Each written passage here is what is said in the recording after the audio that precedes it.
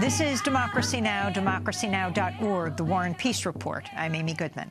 Today we're looking at the ongoing standoff at Standing Rock in North Dakota, where thousands of Native American water defenders and their allies are resisting the construction of the Dakota Access Pipeline over concerns that a leak could contaminate the Missouri River, which provides water for millions of people. The resistance has been met by increasing repression by hundreds of police officers from North Dakota and surrounding states, as well as by unlicensed pipeline security guards who unleashed dogs and pepper spray against Native American protectors on September 3rd. Well, Democracy Now!'s exclusive video report of that attack went viral. It was viewed over 14 million times on Facebook and was broadcast by major outlets including NBC, CBS, NPR, MSNBC, CNN, The Huffington Post, and many others. 5 days after Democracy Now! Released this on-the-ground report, Morton County issued an arrest warrant for me. The original charge against me was criminal trespass. Yet on Friday, October 14th, after Democracy Now! Returned to North Dakota to fight the charges and to continue covering the resistance to the Dakota Access Pipeline, we learned that the state's attorney, Ladd Erickson, had dropped the criminal trespass charge for lack of evidence, but had filed a new charge against me, riot. This is part of Democracy Now!'s live broadcast from outside the Morton County Courthouse and Jail on the morning of October 17th, as I waited to see whether Judge John Grinsteiner would approve the new riot charge. We're broadcasting live from outside the courthouse and jail in Mandan, North Dakota. Water and land protectors, as they call themselves, report facing increasing repression amidst the ongoing resistance to the $3.8 billion Dakota Access Pipeline. Police have begun deploying military-grade equipment, including armored personnel carriers, surveillance helicopters, planes, and drones. North Dakota Governor Jack Dalrymple activated the National Guard in late September.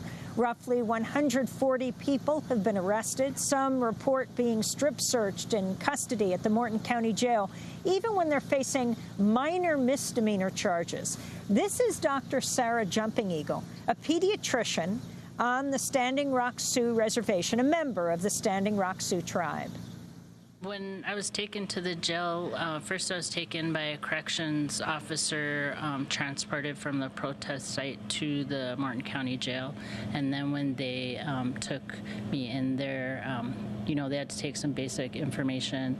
And then one of the things that they do is have you go into a small room, and there was a female officer there, and we had to take my clothes off, and then I don't know, basically... Cavity search? No, not a cavity search, but I had to squat and cough. That's what she said. I had to squat and cough and then put the orange suit on. So you were put in an orange jumpsuit? Yeah, I was put in an orange jumpsuit, and then I was held there for several hours. And initially, you know, my family didn't know where I was, or didn't, you know, they heard about it pretty quickly and were able to come and bond me out or bail me out. I don't know what you call it, but I was in there for several hours. How did it make you feel? It made me feel, you know, it made me think about, you know, my ancestors and what had they gone through. And this was in no way a comparison to what we've survived before. So it just made me feel more determined about what I'm doing and why I'm here. That's Dr. Sarah Jumping Eagle, a pediatrician, member of the Standing Rock Sioux tribe. She was charged with disorderly conduct. LaDonna Braveville Allard, who founded the first resistance camp, the Sacred Stone Camp, on her own land April 1st, says her daughter was recently arrested, taken into custody at the Morton County Jail, strip-searched in front of multiple male officers, then left for hours in her cell naked and freezing before the guards finally gave her clothes to wear. LaDonna Allard says her daughter was repeatedly asked by guards, "Who is your mother?" which Allard sees as an indication that her daughter was targeted because of who she is. Cody Hall from Cheyenne River Reservation in South Dakota says he was also strip-searched after he was arrested Friday, September 9th, held for 3 days without bail or bond, and then charged with 2 misdemeanors. As I exited out of the vehicles and entered Morton County, I came up an elevator, and as the elevator door opened up, I was met with state police. and then, you know, of course, Martin County people are there to book people, but and then from there started the process of the booking, and then again, you know, went into a private room where they asked you to, you know, get naked. You know, they had my arms. They you know, kind of like a extend your arms out, and you're fully naked, and they have you, you know, lift up your genitals and, you know, bend over, you know, cough. And so it's really one of those tactics that they try to break down your mentalness of everyday life, because not every day do you wake up and say, hey, I'm going to get, you know, naked and have somebody search me today, you know. That's a private, you know, that's a private feeling for you, you know, when you get naked. So. And 4 days later, when you were finally released, they hadn't allowed you to go out on bail or bond for those 4 days. You came before a judge in the orange jumpsuit? Yes, I sat in the court office in my orange jumpsuit, locked, you know, still, you know, handcuffed, exited out of the courtroom, and as I left the courtroom, there were 20 or so state police, all in their bulletproof vests, everything, just looking, you know, like you know, like they're going into action of some sort. And then they literally had a line from the courtroom to the door that connects you to the county jail. And my mother walked out with me. And as we got to the door, they were opening the door up, and as I looked behind me, my mother and I, all of the cops then proceeded to kind of swarm, you know, like make, you know, that big wall, you know, as I entered in, which was again an overkill, you know, but that too, though, to show a dominant force.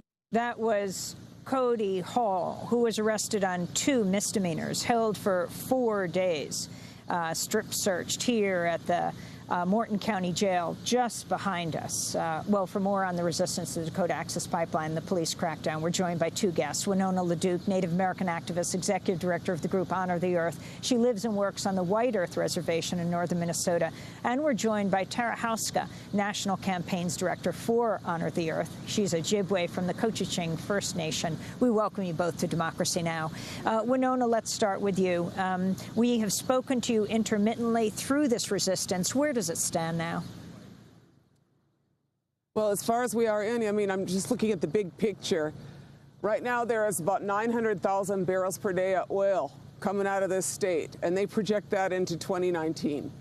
And so what I'm trying to understand is that if that's all they have, and it's already going out, why do they need another pipeline of 570,000 barrels of oil per day?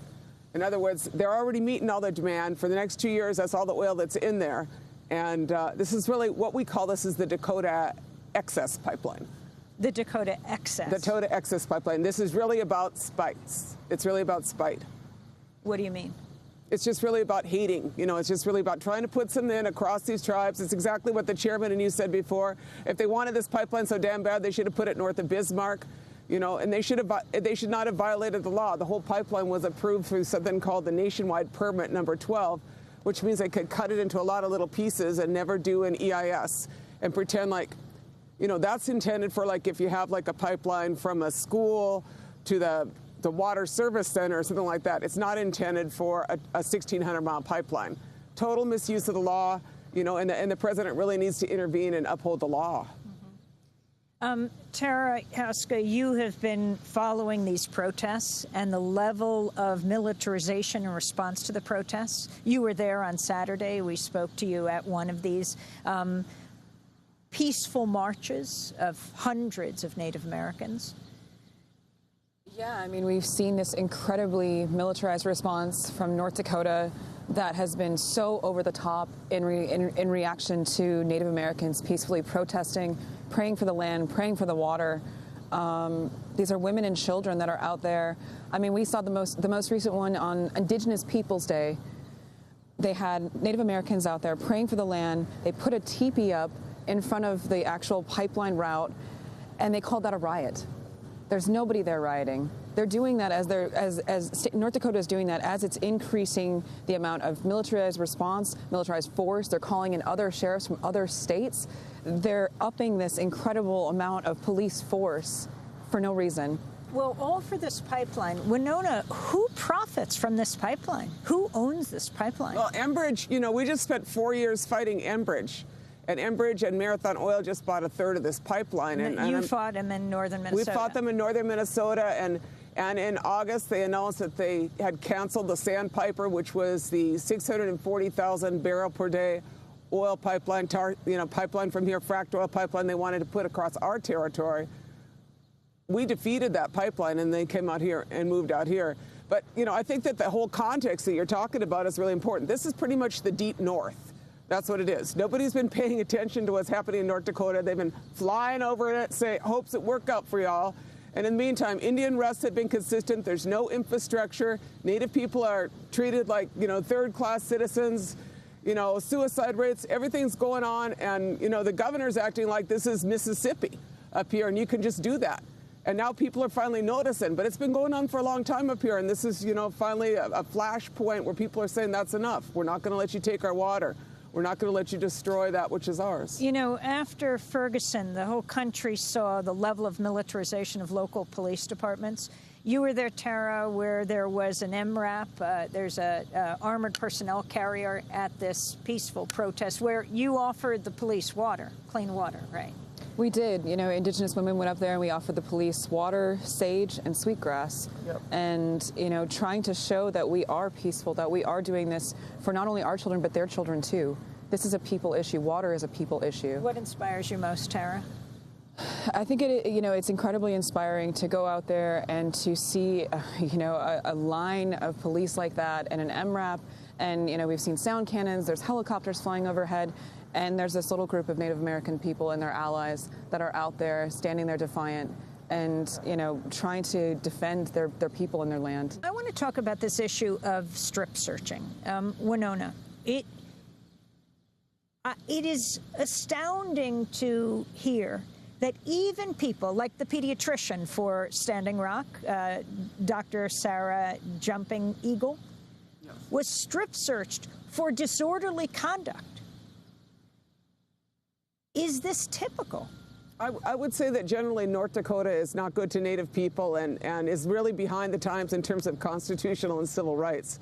You know, I mean, for many, many years, our people have had an undue burden of the legal system against it, and nobody has really paid attention. I mean, the ACLU, for instance, American Civil Liberties Union, had one person that covered both North and South Dakota.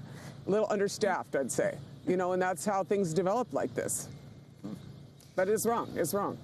Do they have a right to strip search people for disorderly conduct? I think that this state is reading the law as broadly as it can when it comes to violating the constitutional rights to free speech of these people.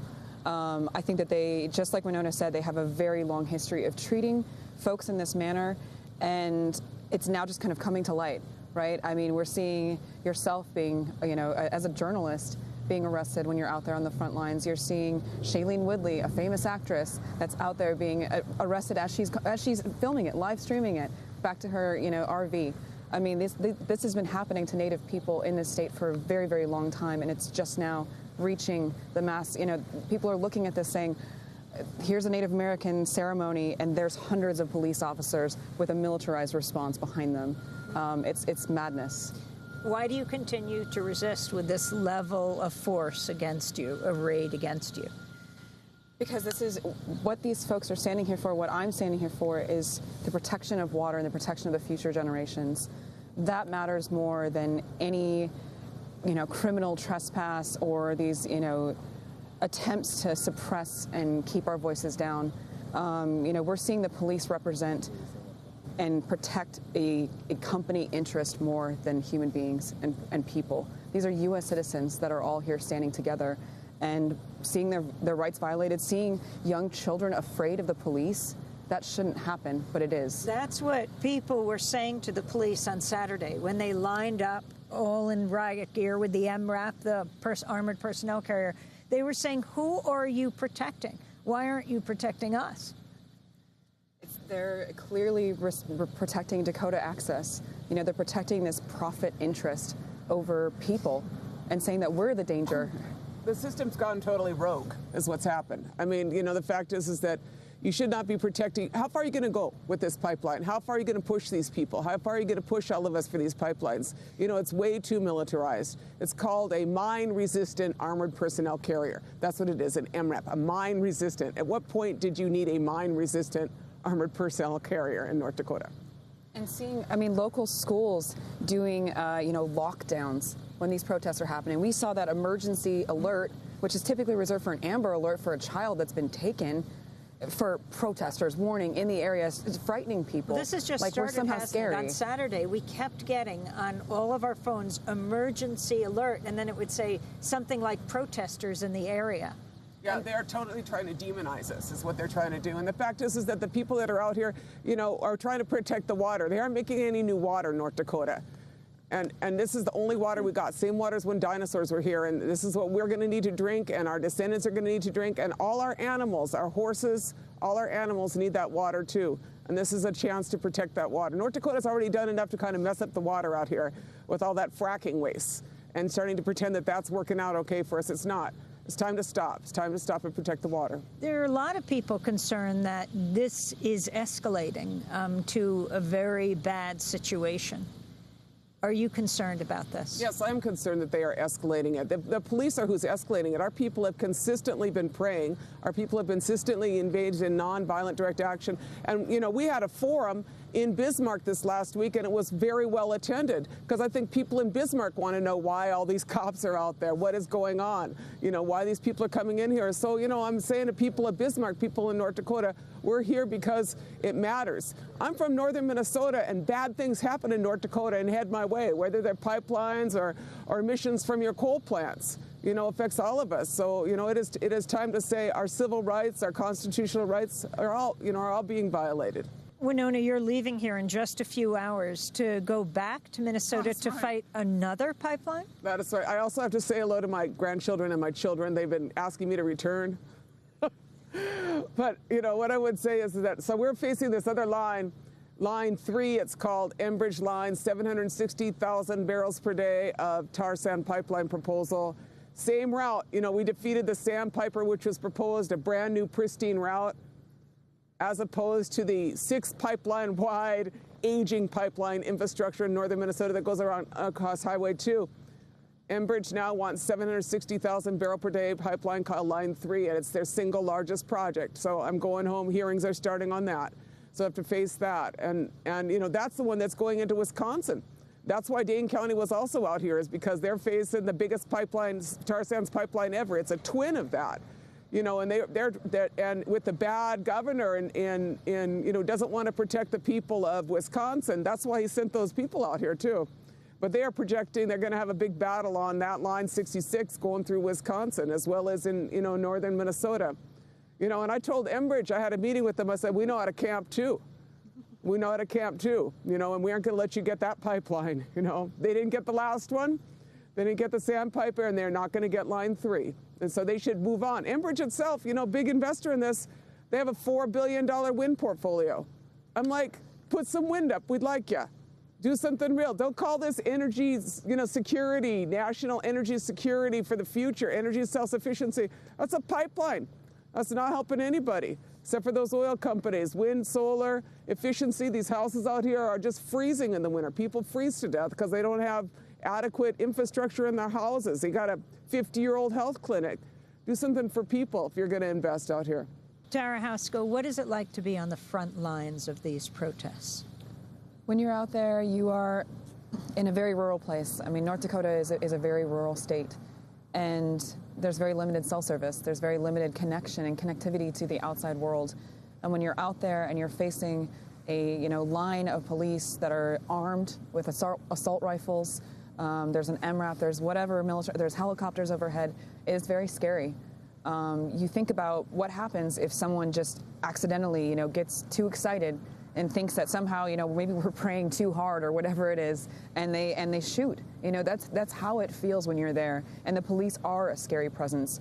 It's not a comfortable feeling to know that you are actually afraid for your life from the police because they're protecting a pipeline and they're protecting the interests of Dakota Access. It's a very scary feeling, and it's one that I think, you know, more people need to be aware of, and they need to understand that we've reached a point now where we've got a state actively and openly protecting the interests of big oil, and we've got a Congress that's directly controlled. There's so many campaign donations that come from big oil, and we see a Congress that deregulates the oil industry again and again and again. That was Tara Hauska, National Campaigns Director for Honor the Earth. She's Ojibwe from the Cochiching First Nation. And before that, Anishinaabe activist Winona LeDuc, co-founder of Honor the Earth. Well, only hours after that broadcast, I learned Judge John Grinsteiner had refused to sign off on the riot charges against me, a major victory for press freedom. But since that victory, protesters and journalists have continued to get arrested in North Dakota. More than 400 people have been arrested. When we come back, we'll be speaking about the increasing repression against the resistance to the Dakota Access Pipeline. Stay with us.